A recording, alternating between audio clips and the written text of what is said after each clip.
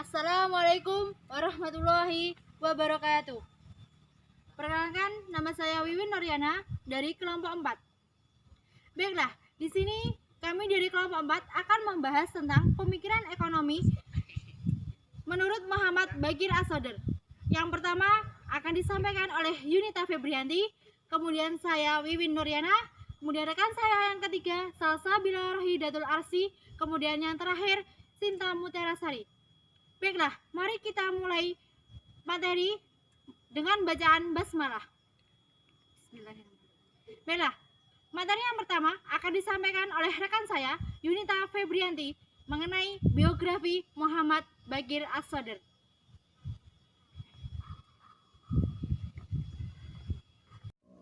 Yang pertama yang akan saya jelaskan adalah biografi Baqir As-Sadr. Muhammad Baqir As-Sadr memiliki nama lengkap yakni Imam Al-Sayyid Al-Zahid Muhammad Baqir bin Al-Sayyid Haidar Ibnu Ismail Al-Sadr. Beliau lahir di Kadhimiyah pada tanggal 25 Zulqa'dah tahun 1353 Hijriah.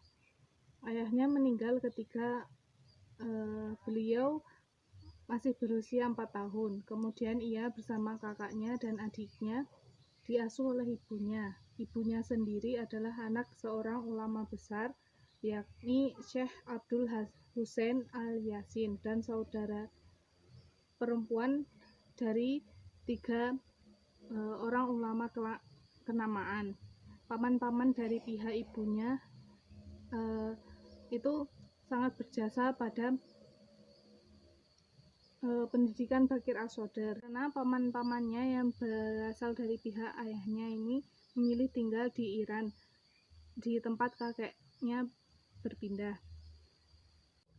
Muhammad Baqir As-Sadr ini tumbuh dan berkembang di lingkungan keluarga yang kental dan menjunjung tinggi nilai-nilai agama, dan beliau juga tumbuh di lingkungan yang sangat menjunjung tinggi ilmu pengetahuan. Setelah menyelesaikan pendidikan dasarnya, ia mulai belajar dasar-dasar ilmu tulis-menulis. Pada saat itu, dia telah menunjukkan tanda-tanda kejeniusannya yang membuat para guru itu terkesan. Di sekolah, Baqir As-Sadr mencuri perhatian khusus. Ujian yang didapatkan beliau dari gurunya tidak membuat beliau besar kepala. Justru pada saat guru-gurunya memberikan pujian, ia menunjukkan sikap yang rendah hati. Kecerdasan Baqir As-Sadr juga nampak ketika dia berusia pada 11 tahun.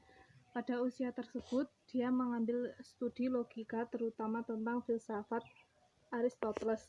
Di akhir studinya, ia berhasil menulis sebuah buku yang mengkritik para filosof.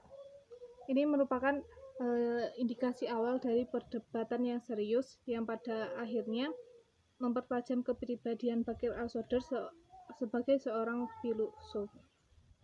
Pada usianya 16 tahun, dia pergi ke Najaf yang terletak di selatan kota Irak untuk menimba pendidikan yang lebih baik dalam cabang-cabang ilmu Islam. Baqir As-Sadr menyelesaikan belajarnya dengan hasil yang memuaskan pada usia 20 tahun. Pada usia itu, beliau sudah dipertimbangkan sebagai mujtahid mutlak, dan kemudian naik ke tingkatan otoritas tinggi dari marja atau hakim otoritas. Otoritas, cendekiawan, dan spiritualitasnya ini dalam tradisi Islam juga tertuang dalam karya beliau, yakni Iqtisaduna. Beliau mendemonstrasikan metodologi independennya dengan pernyataan intelektual yang tegas. Ketertarikan Baqir As-Sadr tidak hanya di bidang agama saja, tetapi juga di bidang lainnya, terbukti dengan karyanya di bidang filsafat, yaitu Filsafatuna atau filsafat kita, dan ekonomi, yaitu Iqtisaduna atau ekonomi kita. Selain jenjang akademisnya yang bagus, beliau juga pada usia 60 tahun itu mulai terjun ke dunia politik, yang mendirikan Partai Dakwah Islam sekaligus menjadi ketua dari partai tersebut.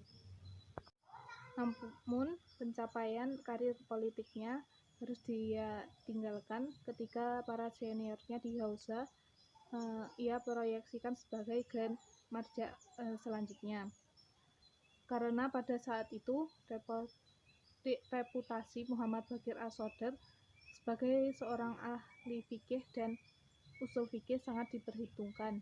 Untuk itu, ia diminta untuk meninggalkan dunia politik dan meletakkan jabatannya di Partai Dakwah Islam. Baqir As-Sodr ini mempunyai banyak sekali karya tentang pemikirannya. Salah satunya karya-karya yang terkenal adalah Falsafatuna, yakni filsafat kita, lalu Iktisaduna, yakni ekonomi kita, lalu Fadak fi al-Tarik. Lalu setelah itu Al-Usul al-Mantikiyah li al-Iqra. Pada tahun 1400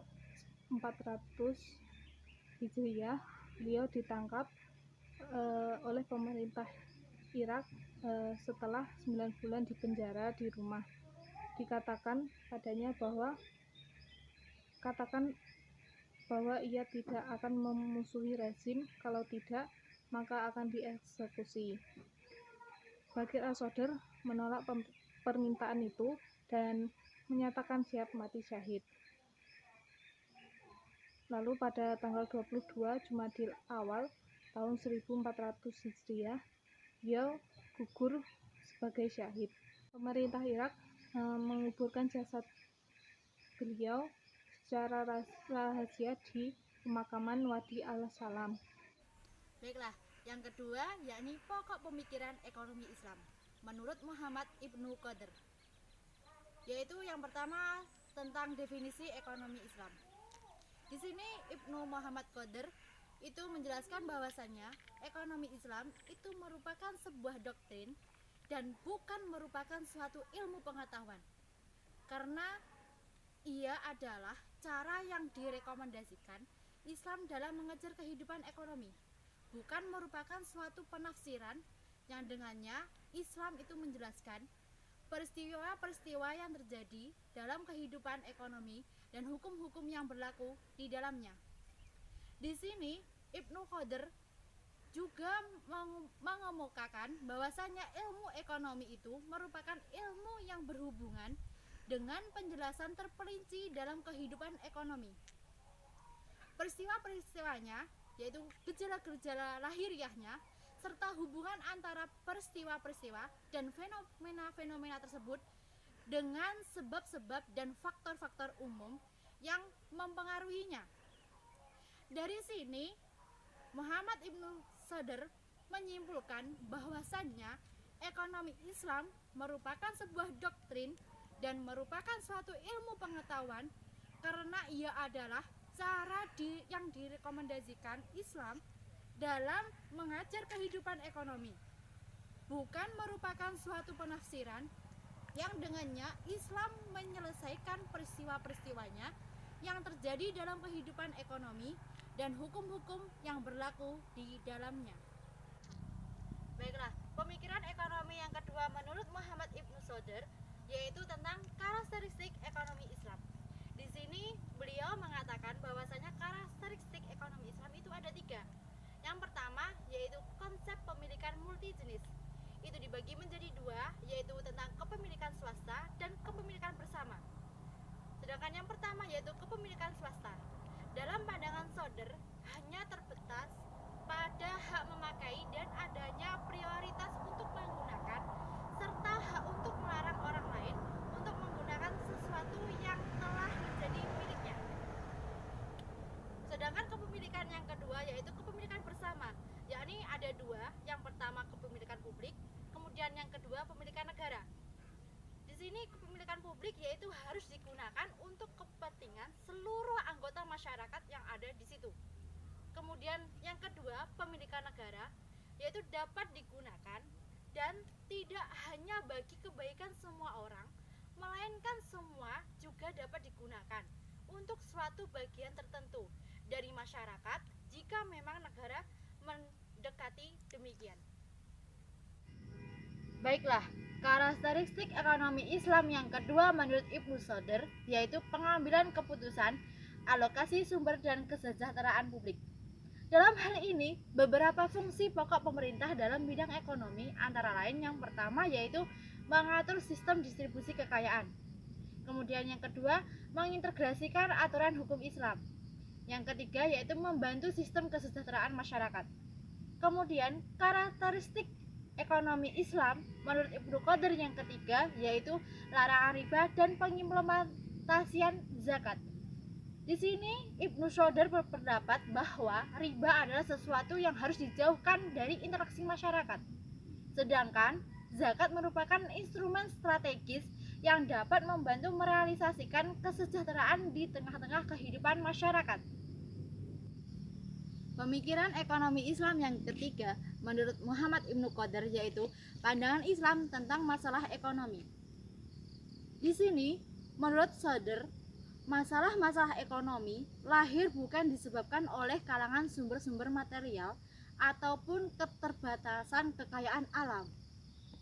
Hal ini didukung dalam dalil Al-Quran surat Al-Qamar ayat 49 yang berbunyi Bismillahirrahmanirrahim, Inna kulla sayyin khalaqnahu biqadarin, yang artinya sesungguhnya kami menciptakan segala sesuatu menurut ukuran. Dari ayat tersebut yang kemudian diperkuat dalam Al-Quran surat Ibrahim ayat 32 sampai 34. Di sini Soder berpendapat bahwa permasalahan ekonomi muncul dikarenakan atau disebabkan oleh dua faktor yang paling mendasar, yakni yang pertama karena perilaku manusia yang melakukan kezaliman, jadi dari manusianya itu sendiri. Kemudian yang kedua karena mengingkari nikmat Allah, seperti halnya kita di sini diberi kesehatan tapi kita tidak selalu bersyukur atas nikmat yang telah diberikan oleh Allah, padahal sesungguhnya nikmat Allah itu sangatlah indah. Kemudian menurut Soder, masalah tersebut dapat teratasi dengan mengingkari kezaliman dan keinginan manusia. Salah satu cara yang ditawarkan Soder yaitu dengan menciptakan hubungan yang baik antara distribusi dan mobilisasi segenap sumber daya material, yakni gunanya untuk memakmurkan alam semesta serta menyibak segala kekayaan. Baiklah, pemikiran ekonomi menurut Ibnu Soder yang keempat yaitu tentang teori produksi, yaitu mempunyai dua aspek. Yang pertama yaitu aspek objektif atau aspek ilmiah, yakni aspek yang berhubungan dengan sisi teknis dan ekonomis yang terdiri atas sarana-sarana yang digunakan kekayaan alam yang diolah dan kerja yang dicurahkan dalam aktivitas produksi. Kemudian aspek yang kedua yaitu aspek subjektif, yaitu aspek yang terdiri atas motif psikologis, tujuan hendak dicapai lewat aktivitas produksi, dan evaluasi aktivitas produksi menurut berbagai konsepsi keadilan yang dianut. Dalam rangka mewujudkan pertumbuhan produksi, Soder menawarkan dua strategi. Yang pertama yaitu strategi doktrial intelektual, yaitu strategi ini bertolak pada asumsi bahwa manusia termotivasi untuk bekerja keras dipandang ibadah. Jadi, bahwasannya seorang manusia atau kita yang melakukan kerja keras seperti saat ini, yakni dikatakan sebagai ibadah jika dilaksanakannya dengan penuh aman dan niat yang seperti dinyatakan di dalam Al-Quran. Jadi apabila kita melakukan sesuatu pekerjaan, apabila kerjaan itu dilaksanakan dengan niat ya yang seperti ada di dalam Al-Quran, itulah yang dinamakan ibadah atau yang dinamakan sebagai kerja keras. Kemudian yang kedua, strategi legislatif atau hukum. Di sini aturan hukum yang ditawarkan oleh Soder itu ada 5, yakni yang pertama, tanah yang menganggur dapat disita untuk negara dan mendistribusikannya kepada orang lain yang mampu dan mau menggarapnya. Jadi Ibnu Soder ini memberikan lahan tanah kepada seseorang. Nah, kalau seseorang itu tidak mau menggarap, maka tanah itu akan diberikan kepada orang lain. Kemudian yang kedua, larangan terhadap hima, yakni memiliki tanah dengan jalan paksa. Jika kita sudah diberi tanah, kita tidak boleh menyita atau meminta tanah milik orang lain secara paksa agar dia bisa dimiliki. Kemudian yang ketiga yaitu larangan kegiatan transaksi yang tidak produktif. Kemudian yang keempat, pelarangan riba, ikhtiar, pemusatan sirkulasi kekayaan, dan melakukan tindakan yang berlebih atau mubadir. Jadi kita melakukan setidaknya kita melakukan dengan apa adanya, jadi jangan berlebihan. Kemudian yang kelima yakni melakukan regulasi pasar dan mengontrol situasi pasar. Jadi kita perlu melakukan pengontrolan terhadap suatu pasar untuk melakukan teori produksi ini. Baiklah, pemikiran ekonomi yang kelima menurut Muhammad Baqir As-Soder yaitu mengenai distribusi kekayaan. Di sini dibagi menjadi 2 tingkatan menurut distribusi kekayaan, yaitu yang pertama distribusi sumber-sumber produksi, yang mana sumber-sumber produksi ini terkait dengan bahan-bahan mentah, alat-alat, dan mesin yang dibutuhkan untuk memproduksi beragam barang dan komoditas. Yakni di sini masih sesuatu barang atau masih berupa barang mentah serta mesin-mesin yang digunakan untuk mengolah barang mentah. Kemudian tingkatan yang kedua yaitu mengenai distribusi kekayaan produktif, yaitu hasil dari proses pengolahan atau hasil dari aktivitas produksi melalui kombinasi sumber-sumber produksi yang dihasilkan manusia melalui bekerja. Jadi tadi yang berupa barang mentah kemudian diolah oleh manusia itu sebagai yang dihasilkan manusia melalui bekerja tadi. Jadi dari barang mentah kemudian diproses oleh manusia serta menjadi suatu barang atau bisa kita produksikan.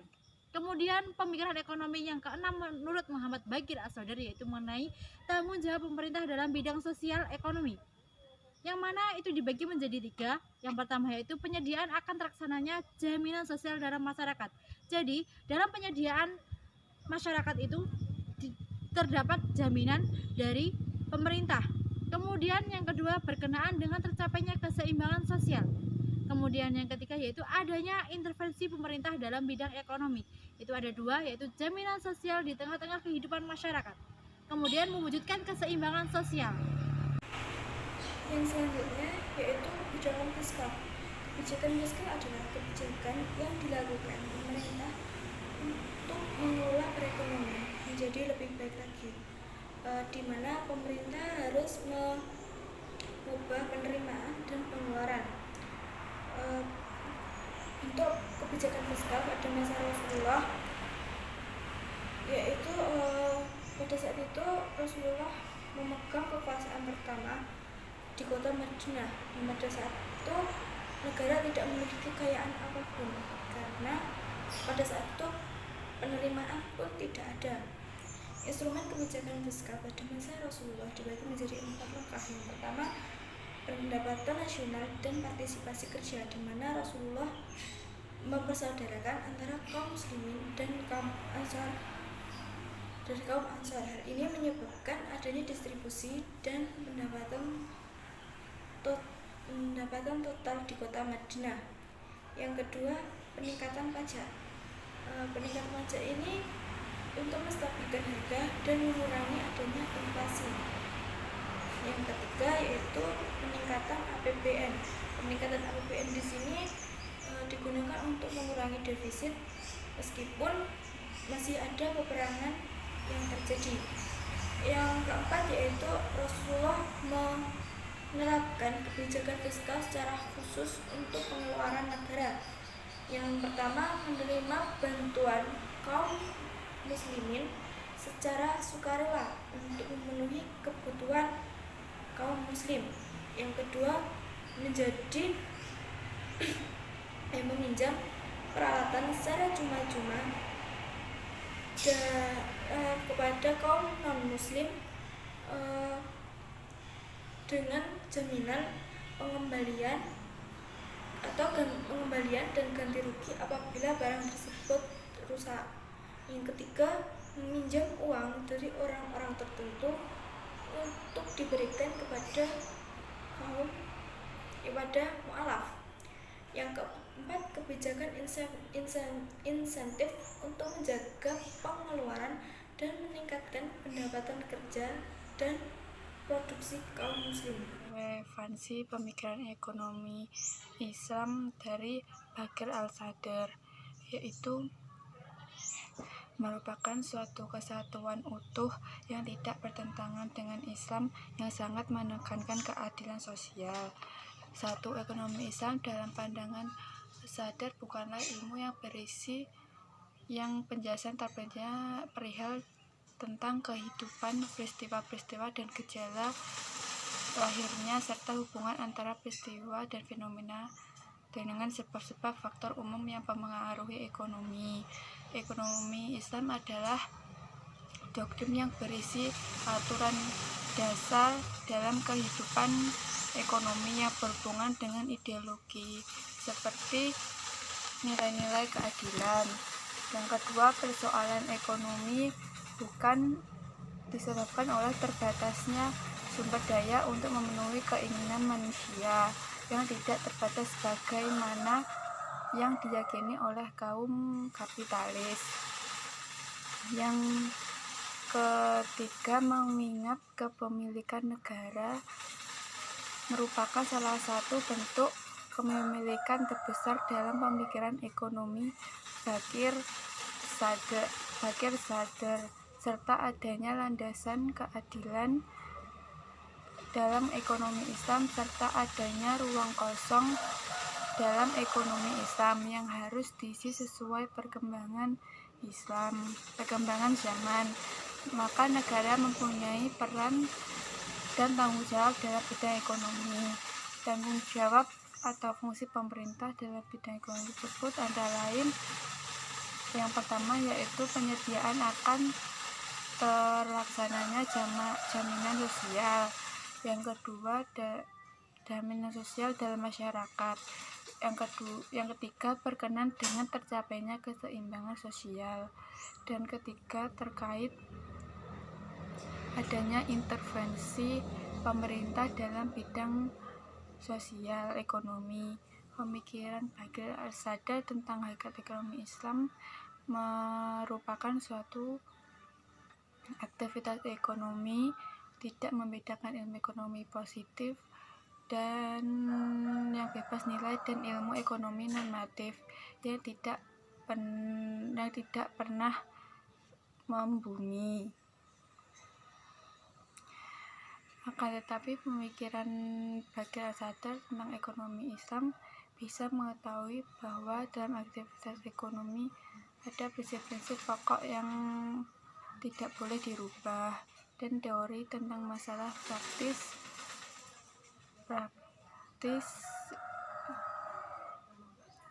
yang boleh diubah. Pemikiran Bakir Sadr tentang awal munculnya perusahaan ekonomi yaitu justru tidak disepakati oleh sebagian besar ekonomi muslim. Tetapi pemikiran ini diminati oleh beberapa teori yang berasal dari pemikiran ekonomi konvensional atau non-muslim. Cukup sekian penjelasan dari kami tentang sejarah pemikiran ekonomi Islam Bakir Al-Sadr. Apabila ada kurang lebihnya, kami mohon maaf. Terima kasih atas perhatiannya dan saya ucapkan terima kasih. Wassalamualaikum warahmatullahi wabarakatuh.